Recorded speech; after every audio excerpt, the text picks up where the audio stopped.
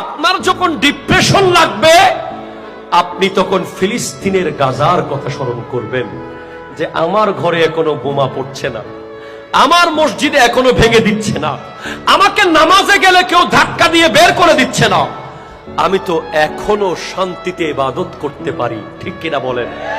আপনার যখন ডিপ্রেশন লাগবে রাস্তার ফকিরের দিকে তাকাবেন। আপনার যখন ডিপ্রেশন লাগবে মেডিকেলের বার্ন ইউনিটে গিয়ে গোটাগা পুড়ে যাওয়া লোকের দিকে তাকাবেন। আপনার যখন ডিপ্রেশন লাগবে সর্বশেষ কবরস্থানে গিয়ে রাতের 12টার পরে ওই কবরের পাড়ে গিয়ে বসে থাকবেন, যে এখানে আমার চেয়ে বহু পাওয়ারফুল ব্যক্তি ঢুকে গেছে, আমার কিসের ডিপ্রেশন, আমাকে তো এখানেই আসতে হবে। ঠিক কিনা জোরে বলেন? সেজন্য আমি 4টা গুরুত্বপূর্ণ পয়েন্ট বলেছি। আল্লাহর ওয়াস্তে হাত জোর করে বলি, আজকের এই মুহূর্ত থেকে যদি আপনি মুমিন হতে চান, আপনার সাথে কোনো বেগানা নারীর সম্পর্ক থাকতে পারবে 1 নম্বর। 2 নম্বর, যারা বাবা হয়েছেন সন্তানকে অযথা কোনো কিছু চাপিয়ে দেবেন না।